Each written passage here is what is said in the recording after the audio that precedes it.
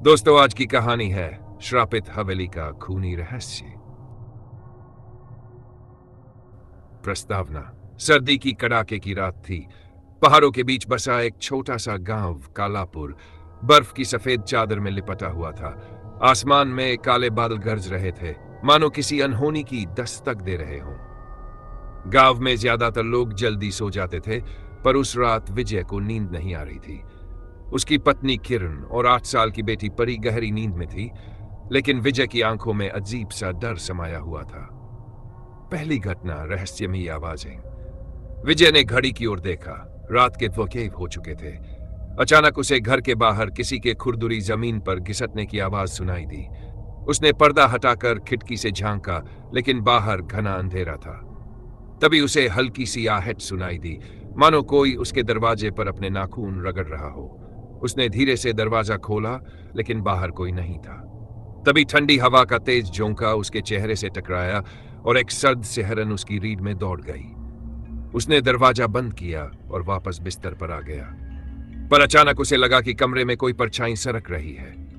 विजय ने झट से टॉर्च ऑन की, लेकिन वहां कोई नहीं था। उसने सोचा कि यह उसका भ्रम होगा और वह सोने की कोशिश करने लगा, पर उसे क्या पता था कि यह सिर्फ शुरुआत थी। कालापुर का श्रापित इतिहास। अगली सुबह गांव में एक भयानक खबर फैली। गांव के बुजुर्ग रामलाल की रात को रहस्यमयी मौत हो गई थी। उनके शरीर पर गहरे नाखूनों के निशान थे, मानो किसी जानवर ने नोच डाला हो।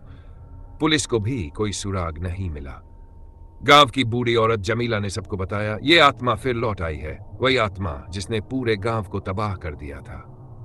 लोगों को यह सुनकर पुरानी घटना याद आ गई। गांव में एक निर्दयी जमींदार भानु प्रताप रहता था।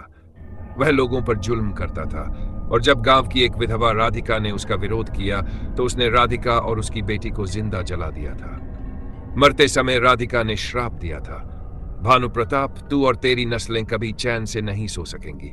मैं लौटूंगी और हर सांस का हिसाब लूंगी। उसके बाद से ही कालापुर में अजीब घटनाएं होने लगी। लोग एक एक कर रहस्यमय तरीके से गायब होने लगे। खौफनाक घटनाएं शुरू होती हैं। विजय इन कहानियों को अंधविश्वास समझता था, लेकिन अगले दिन जब उसकी पत्नी किरण रसोई में थी, तभी उसे लगा कि किसी ने उसकी गर्दन को पीछे से जोर से पकड़ लिया। वह चिल्लाई, लेकिन जब विजय दौड़कर आया तो वहां कोई नहीं था। उसी रात परी को सोते सोते एक काले साए ने बिस्तर से खींच लिया। परी की चीखें पूरे घर में गूंज उठी। विजय ने दौड़कर उसे अपनी बाहों में उठाया, लेकिन परी बेहोश हो चुकी थी। उसकी गर्दन पर भी वही नाखूनों के गहरे निशान थे। भूता हवेली की ओर। गांव के पुजारी ने विजय को बताया कि अगर उसे अपनी बेटी को बचाना है तो उसे राधिका की आत्मा को मुक्त करना होगा। आत्मा भानु प्रताप की पुरानी हवेली में कैद थी, जो अब खंडहर बन चुकी थी। विजय, किरण और पुजारी आधी रात को उस हवेली पहुंचे। हवेली में घना अंधकार था, हर कोना जैसे मौत का दरवाजा हो। हवा में सड़े हुए मांस की बदबू थी। जैसे ही वे भीतर पहुंचे, दरवाजा अपने आप जोर से बंद हो गया। दीवारों पर खून के छींटे दिखने लगे और फर्श पर पड़ी हड्डियां चरमराने लगीं। मृतकों का खेल। विजय ने पुजारी के कहे अनुसार राधिका की आत्मा को मुक्त करने के लिए मंत्र जाप शुरू किया, लेकिन तभी हवेली में जोरदार भूकंप जैसा कंपन होने लगा। फर्श से लाल रंग का धुआं निकलने लगा। राधिका की आत्मा प्रकट हुई, सफेद साड़ी में, जले हुए चेहरे के साथ। उसकी आंखों से खून टपक रहा था। राधिका ने विजय से कहा, तुमने मुझे पुकारा है, अब इसे खत्म करना होगा। अचानक हवेली की दीवारें गिरने लगीं और वहां भानु प्रताप की आत्मा भी प्रकट हुई, एक काले विकृत चेहरे के साथ। उसके लंबे नाखून विजय की ओर बढ़े, लेकिन राधिका ने एक जोरदार चीख मारी और भानु प्रताप की आत्मा को आग में धकेल दिया।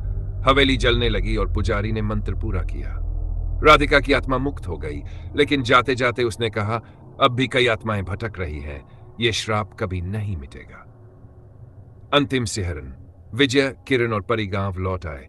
सबने राहत की सांस ली, लेकिन 2 दिन बाद परी को अचानक बुखार हो गया। जब विजय ने परी का चेहरा पोंछा तो उसे उसकी गर्दन पर वही नाखूनों के निशान दिखे, जैसे राधिका का श्राप अब उसकी बेटी का पीछा कर रहा हो।